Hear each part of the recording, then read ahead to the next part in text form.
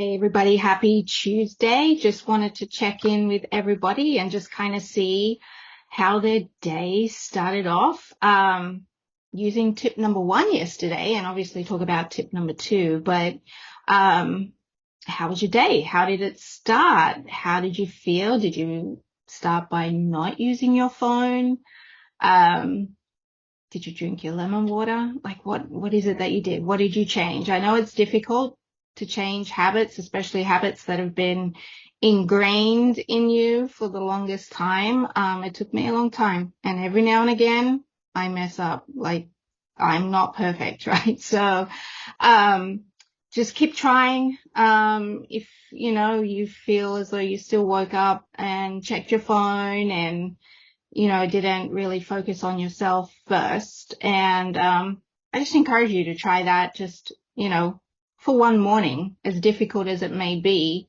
You're not going to miss out on too much, I promise you. And just see how you feel.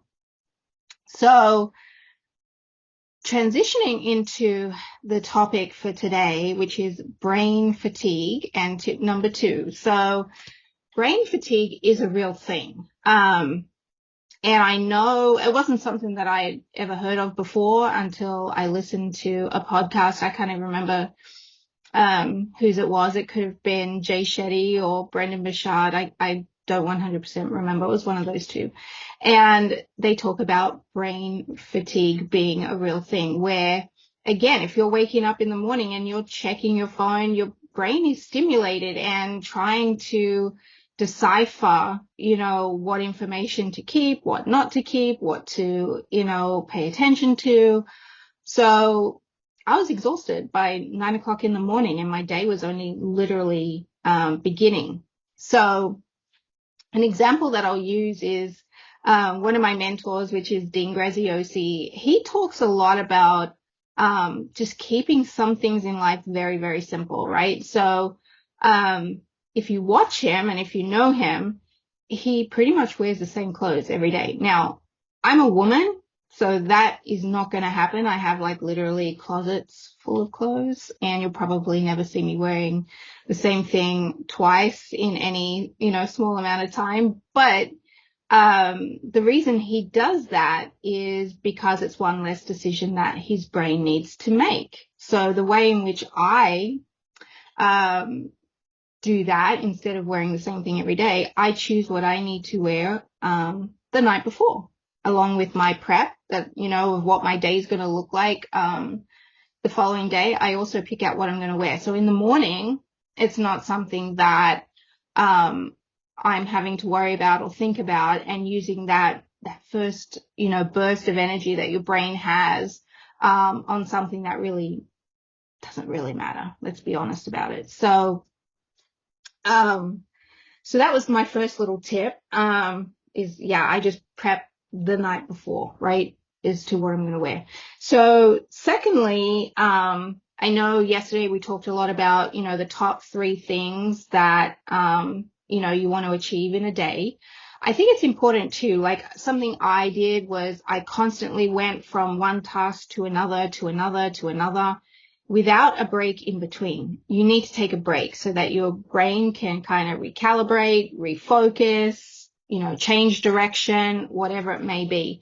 So, when you complete a task, make sure that you're doing like 10 minutes worth of meditation, perhaps a breathing exercise.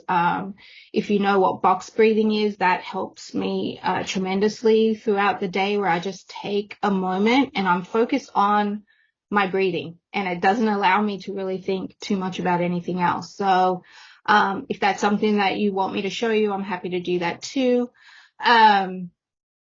Go for a walk. For me, my dogs are kind of crazy. You've seen them on my social media. So I'll throw frisbee to my dogs for 10, 15 minutes just to step away from what I'm doing, let the brain reset, and then go back and tackle, the next thing on your list with a clear mind. And I find that helps, rather than just going frantically from one task to another, to another, to another without a break. Because what happens is when you're doing that, sorry, I'm just looking at my notes so I don't forget anything. Um, what happens is if you don't take that break, your mind is constantly going on what's next, what did I forget to do, what's for dinner tonight. It's jumping all over the place, right? So that is going to cause you overwhelm, anxiousness. You're going to start to get that feeling in your stomach, right? That, or that tightness in your chest that, we all experience, and what I'm trying to help you get away from. So again, make sure that your day is planned out. You know exactly what your day looks like. And then once you've done that, make sure that during the day, you're taking little mini breaks in between each task to allow your mind to reset, get refreshed again, go for a walk, get some vitamin D, and just be nice to yourself. I feel like for the most part, I was just so focused on getting everything done that myself personally was the last thing on my mind. So I just wanted to make sure that that everybody has had a good start to the day, and that's tip number 2. So just make sure you take those little micro breaks in between tasks, and I'll talk to you tomorrow for tip number 3.